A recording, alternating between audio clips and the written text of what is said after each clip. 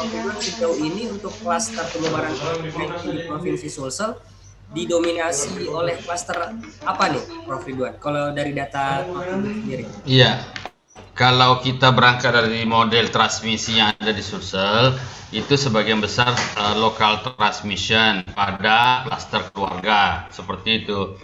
Jadi satu anggota keluarga yang terkonfirmasi itu akan menjadi sumber penularan kepada anggota keluarga yang lain.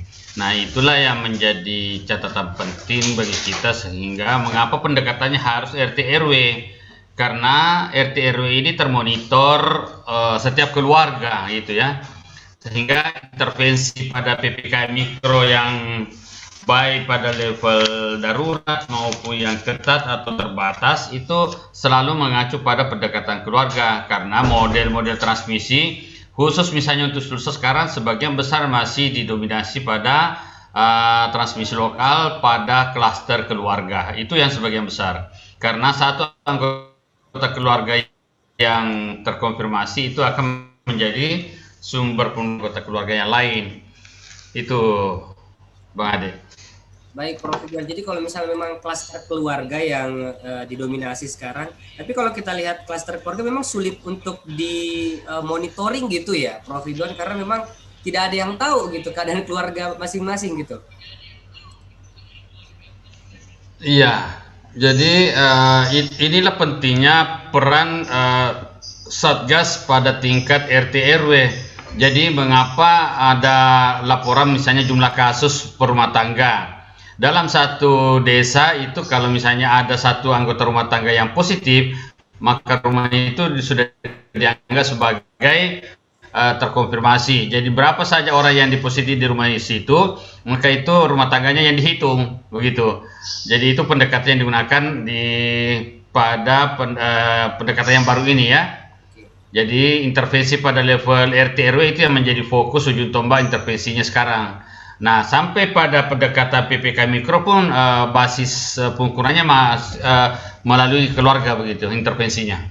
Baik, terima kasih Prof. Ridwan. Saya kembali ke Prof. Idrus. Prof. Idrus, kalau kita berangkat dari pernyataan Prof. Ridwan, klaster yang didominasi saat ini adalah klaster keluarga, yang mana memang Satgas COVID ini diperankan oleh RT RW ya. Karena memang mereka lah yang mungkin bisa memonitoring kegiatan-kegiatan yang ada di keluarga tersebut.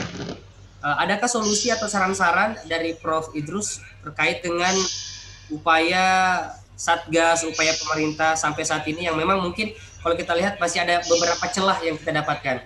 Ada mungkin solusi, Prof. Idrus?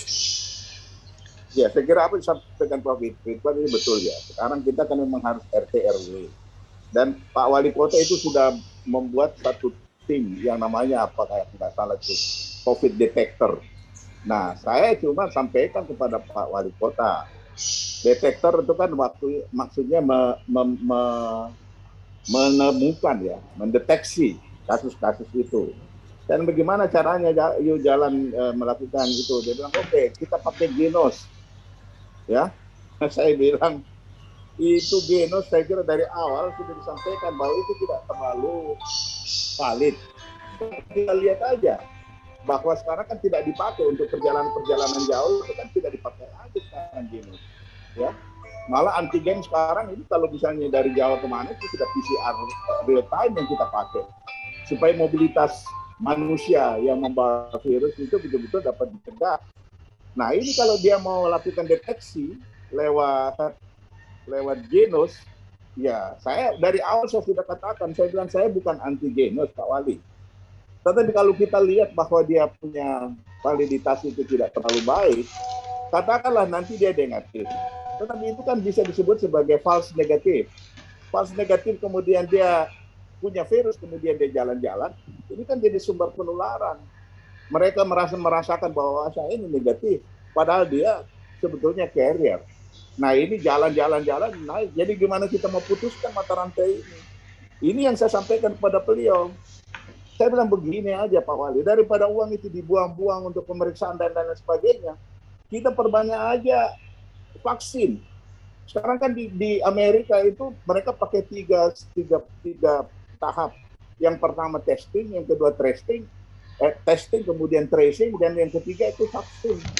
Nah, Kalau kita makanya kemarin waktu 3 hari lalu kami rapat di IKA Unhas, sehingga nanti kita dapatkan bantuan dari Pak Menteri itu sekian puluh ribu vaksin agar supaya kita bisa mempercepat vaksinasi di Makassar ini, daripada kita wasting time periksa, ya udah kita vaksin aja supaya masalah selesai.